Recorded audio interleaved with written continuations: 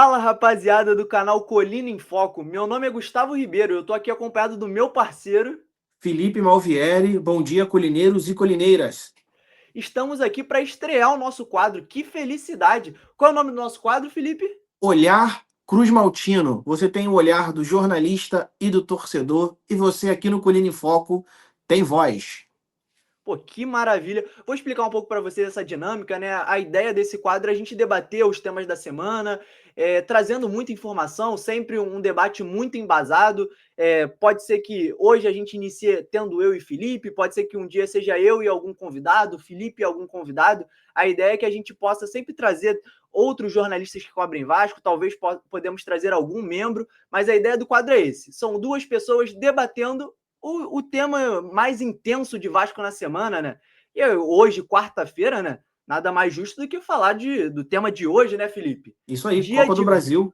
Vasco e Botafogo na Copa do Brasil. Aí eu já inicio. Eu acho que a pergunta central do vídeo de hoje, Felipe: Diga. jogo muito importante, Copa do Brasil, mas o Vasco está numa situação delicada no Campeonato Brasileiro, né? Já vou começar com você. Aqui, ó, pé na porta. Primeira pergunta do nosso quadro. O Vasco, você acha que o Vasco deve focar na Copa do Brasil? Muito vascaíno vai me contrariar agora, vai ficar chateado comigo, mas eu vou dizer não. Não adianta, Gustavão, de coração mesmo assim, falando como torcedor aqui, não tem como você priorizar uma competição que ela não vai te assegurar uma Série A, e a gente sabe muito bem que, financeiramente falando, obviamente que o dinheiro da Copa do Brasil é um dinheiro muito bom, um dinheiro forte, mas a gente sabe que na Série A, o dinheiro da Série A para a Série B é um valor, assim, muito distante, é uma diferença abissal do que você ganha quando você está na Série A do que você ganha quando você está na Série B. Obviamente que eu vou torcer hoje para o time passar assim, né? Já conseguiu uma vitória legal nesses primeiros 90 minutos contra o Botafogo, mas se eu tivesse que apostar hoje, Gustavão, sendo muito sincero para você, eu acho que o Vasco precisa priorizar e focar no Campeonato Brasileiro, porque a gente está ali na rabeta. Cara, e enquanto você estava falando, eu estava lembrando, né, que começo de temporada o discurso da direção era a gente ter um campeonato brasileiro seguro para poder focar nas Copas, né? Porque se imaginava, e de fato era, o Vasco tinha muito mais chance de ser vitorioso em uma Copa do que propriamente no Campeonato Brasileiro de pontos corridos. Caímos na Copa do Brasil, caímos na Copa Sul-Americana, agora na Copa do Brasil um confronto muito difícil contra o Botafogo. Eu entendo o seu argumento, de fato, eu acho que o Vasco precisa priorizar o Campeonato Brasileiro, porque não adianta nada bater em final, bater em semifinal de Copa do Brasil e terminar o Campeonato Brasileiro rebaixado. Não tem Isso. o mínimo sentido isso. Então eu acho que o foco precisa ser o Campeonato Brasileiro. Mas eu também entendo esse confronto de hoje como um clássico, que o Vasco tem condição sim de passar. Obviamente, aí eu já inicio falando, eu quero ouvir sua opinião, eu entendo que o Botafogo é favorito. Momento, elenco, eu acho que o Botafogo está alguns passos acima do Vasco. Eu acho que isso não é nenhuma discussão, né? Aí eu vou passar esse questionamento para você. Não, quando sai o sorteio, tanto que assim, muito torcedor, pelo menos eu falando por mim agora, mas é que eu vi de outros torcedores do Vasco também. Muito torcedor tava querendo que o Vasco pegasse ou Corinthians, ou pegasse Bahia, ou principalmente o Atlético Paranaense. Era o time que o torcedor queria que o Vasco pegasse nessas quartas. E aí, quando cai o Botafogo, por ser um clássico, a gente sabe que o clássico ele iguala, ele nivela um pouco as coisas por ser um clássico. E a gente sabe que o futebol, obviamente, não é lógica, então o time que está numa fase pior pode vencer o time que está numa fase melhor. Isso é do futebol, é do jogo. Mas a gente tem que analisar, a gente tem que ser honesto com quem está assistindo a gente, que de fato, quando sai o nome do Botafogo, eu pensei, bom, Botafogo muito favorito. Não sei se muito favorito, exagerei, mas Botafogo favorito para essa competição. Se fosse um jogo, se fosse só mata, eu acho que estaria mais igual. Como é um mata-mata, tem o jogo da volta, e o jogo da volta é no Newton Santos, é no Tapetinho, enfim. Apesar de que o Vasco faz bons jogos no Tapetinho também, já fez recentemente bons jogos no Tapetinho, ganhando de Fluminense, ganhando de Botafogo, enfim. Eu entendo que o Botafogo seja favorito, mas não é aquele favoritismo absurdo, não. A gente sabe muito bem que o Botafogo ele muda de elenco o tempo todo. Então, o Botafogo que brilhou na Libertadores não é esse mesmo Botafogo, apesar de ser um bom Botafogo. mas também tem suas deficiências. E por ser um clássico, eu acredito que a gente possa conseguir passar sim. Vendo agora a provável escalação do Vasco, né? Vale lembrar que os dois últimos jogos do Vasco foram com rendimento abaixo, né? Depois daquela vitória de 6-0 ao Santos, acho que todo torcedor tinha uma expectativa de uma crescente de desempenho do Vasco, né? Crescente não, porque ali eu acho que foi o ápice, mas que o Vasco conseguisse manter um bom desempenho. Mas foi muito pelo contrário, uma partida contra o Juventude muito ruim, contra o Corinthians também. Eu me arrisco a dizer que talvez tenha sido as duas últimas partidas entrem nos piores desempenhos ali do Fernando Diniz comandando o Vasco.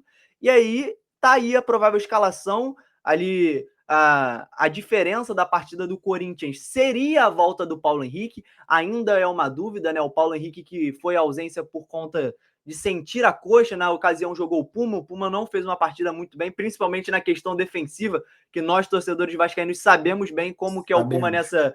nessa questão. O E, Paulo Henrique. Gustavão, Pode falar, Felipe. não, assim, e tomara que o PH jogue, né, cara? Claro que se ele não tiver na totalidade ali da forma física, também ele vai arriscar para poder perder o cara pelo restante da temporada.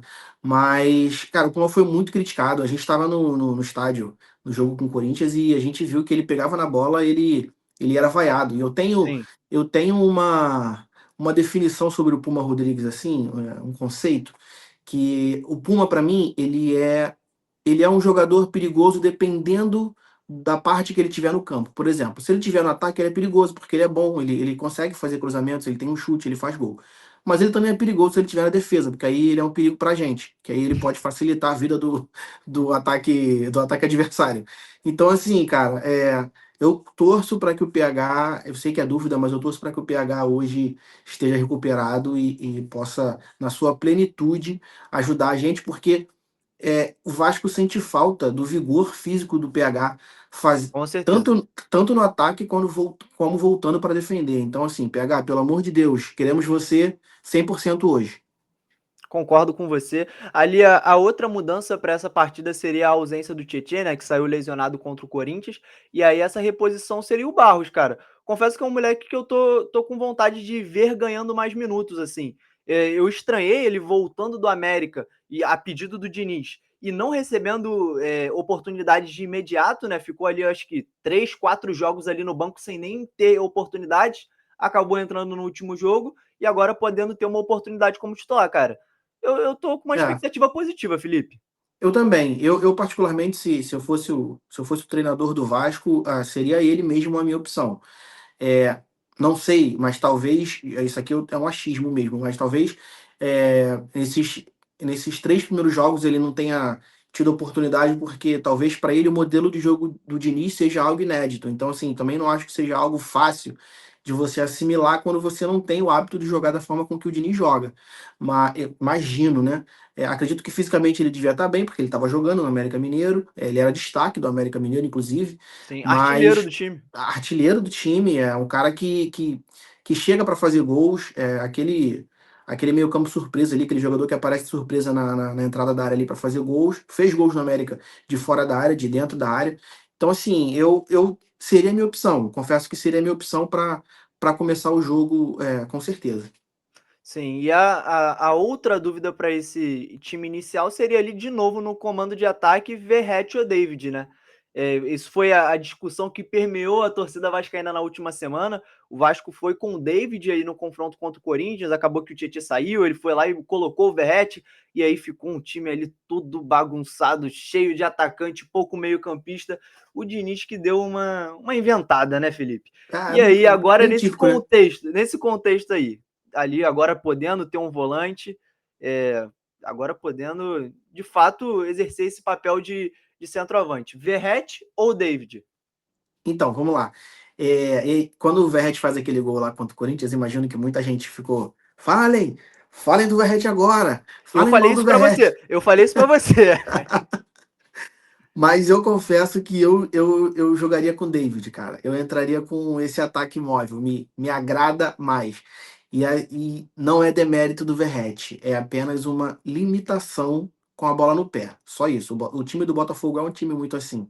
É um time que sabe. que sabe jogar, que sai tocando. O Verratti é bom porque ele costuma fazer essa pressão, inclusive na, no jogo contra o Corinthians, quando ele entra, ele pressiona mais os zagueiros do que o ataque móvel, que eu até gosto, mas ele parece que ele perturba mais, enche mais o saco dos caras ali marcando na saída de bola. Só que eu não sei se o Danilo vai jogar do Botafogo, acredito que vá, mas é um jogador que, cara, ele precisa de atenção. E eu acho que você precisa marcar o Botafogo já na saída e já marcar o Danilo, porque ele tem um passe muito qualificado. E eu acho que um ataque mais móvel é mais fácil de você. E você ter um ataque mais móvel e com mais saúde, é mais fácil de você conseguir pressionar essa saída de bola do Botafogo com o Danilo, que é um jogador muito perigoso. Então, por esse motivo, olhando o adversário, eu começaria com o David no ataque. Cara, eu assino embaixo para esse confronto, assim, sou um fãzaço do Verratti, mas por mais que seja uma partida em São Januário, eu imagino em muitos momentos, assim, o Botafogo tendo as rédeas da partida. E aí agora a gente traz um pouco do panorama da equipe do Botafogo, né? Foi eliminada na Libertadores e hoje vê a Copa do Brasil como uma grande chance de título na temporada. Isso aí. Então eles encaram de fato essa partida contra o Vasco como a única esperança de título ainda restante, assim. Vai lembrar que o Botafogo não tem título da Copa do Brasil, então com certeza para eles salvaria a temporada. E eles já estão muito Então, distantes do rival, muito distantes do exatamente. Palmeiras, distante do Cruzeiro. Então, assim, o brasileiro para eles é mais. Ali, pode ser que surpreenda, mas é difícil. Sim. Mas o brasileiro para eles é mais a Libertadores mesmo, a briga pela Libertadores. E aí a chance de título, como você falou de fato, é a Copa do Brasil. E até por estar mais confortável na tabela, eles podem se dar o luxo de dar a vida, né, nesses dois jogos. E aí, não que os jogadores do Vasco não estarão concentrados ou não darão a vida, mas aquilo que a gente falou logo no começo: se tiver que dar a vida, dê a vida no brasileiro, porque ano que vem eu quero o Vasco jogando a Série A. Então o Botafogo tá mais confortável. Tá lá em cima, tá brigando por Libertadores, e ele pode se dar o luxo de dar a vida na Copa do Brasil para tentar um título esse ano ainda. Então, e eu tava falando sobre essa questão do foco do Botafogo de fato nesse confronto, tratar como uma decisão, porque eu não me surpreenderia se o Botafogo, em alguns momentos, tomasse a rédea da partida, mesmo sendo em São Januário. E aí eu acho que o Vasco, tendo esse ataque mais móvel com o David, leva muito mais perigo nessas transições, podendo ter o Ryan em uma boa partida. O Ryan precisa voltar a jogar bem, ele vem Isso. de 2 partidas abaixo. Teve aquela questão na última partida, né? Ele teve uma repercussão ali na grande mídia, a relação Diniz e Ryan. O Diniz fez uma cobrança mais dura ali no Ryan. Eu acho que o Ryan vai ser uma peça muito importante. E tendo o David ali naquele comando de ataque como esse cara que também pode puxar como velocidade, talvez até um Andrés Gomes vindo no segundo tempo, esse cara também de velocidade, entrou bem. Então eu concordo com você. Eu acho que para essa partida, um time mais móvel será o que pode ser o diferencial do Vasco para a partida de fato. E É isso, aí, assim. eu acho que a gente está com um olhar um pouco negativo na partida. Eu acho que a gente está vendo com uma perspectiva aí, levantando aí que pode ser um confronto difícil, de fato vai ser, dando favoritismo. Mas aí eu vou levantar um ponto que aí vai favorecer a gente de fato, que é a torcida, cara. É Estamos em isso. São Januário. Eu acho que a Casa cheia. atmosfera para esse jogo vai ser sensacional, né? Não, com certeza, sem dúvida.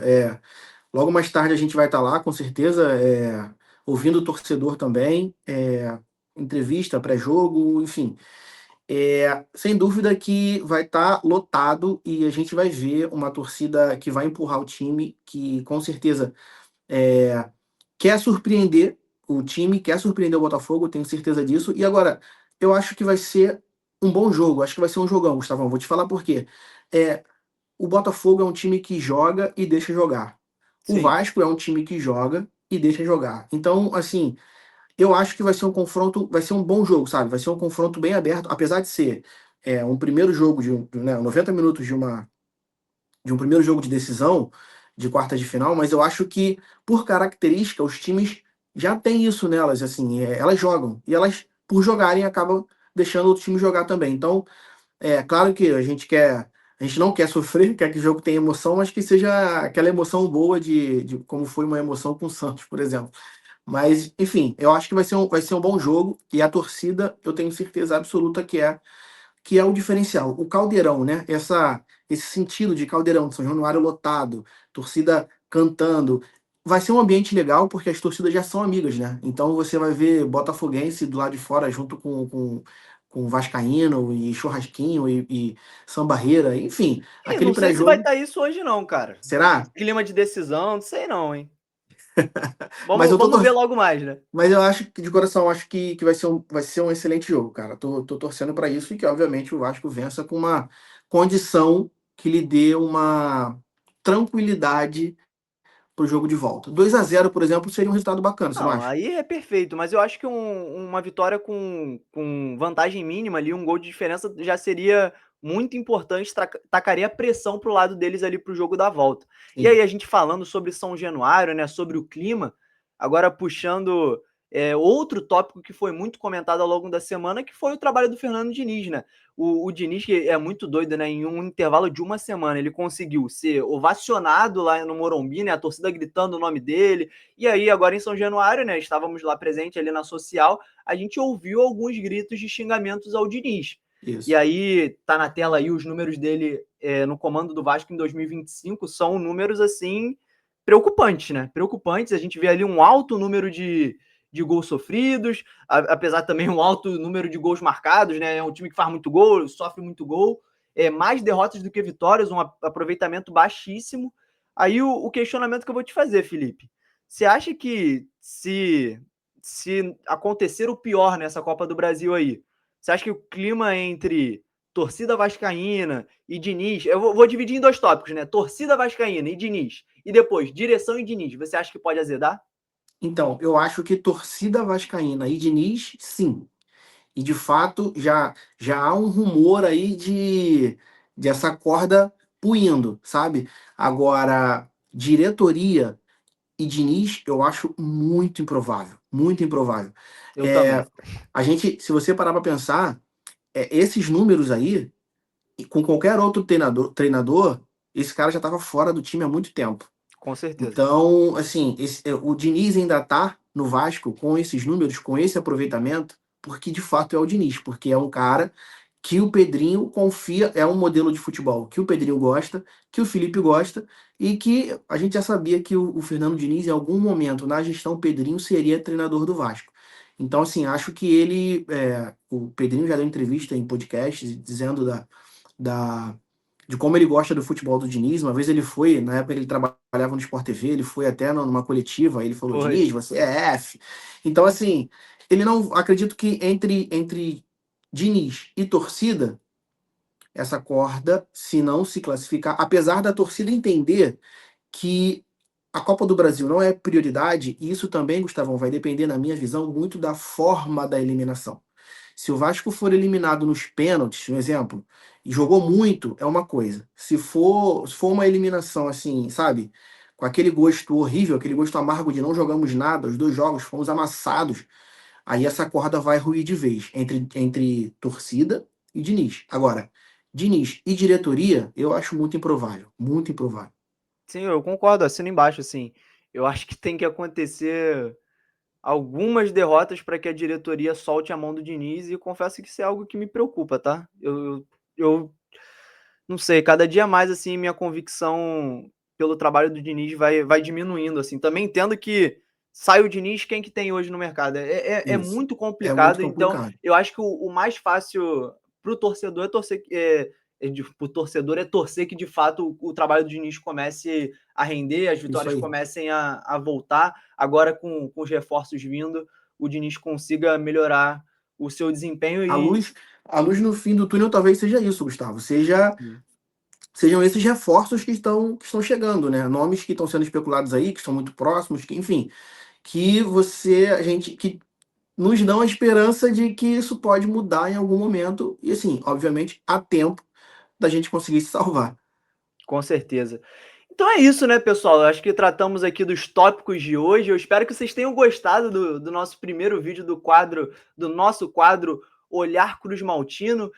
Deixem o like, compartilhem. Será muito bem-vindo também comentários de sugestões. E é isso, né, Felipe? É Acho que ficou isso. muito legal, né? Pô, ficou bacana, ficou dinâmico. Sempre bom estar aqui com você, estar aqui com o Rodrigão também. Então, galera, espero vocês mais tarde em São Januário. Lá na social, a gente vai estar lá, eu e o Gustavão, e a gente vai pegar uns depoimentos de vocês aí. Vamos torcer para a gente conseguir uma vitória, virar essa chave, parar com esse negócio de não ganhar em São Januário e vamos embora que vai dar tudo certo. É isso. E vou pedir também para colocarem aqui nos comentários o palpite de vocês, né? Tem que deixar o Perfeito. palpite também, né? Eu não vou deixar o meu, porque sempre que eu tentei o palpite aqui nas lives com o Joel, a gente nunca acerta, cara. Então deixa isso para lá. Então é Deixa isso, pra lá. pessoal. Valeu, até a próxima.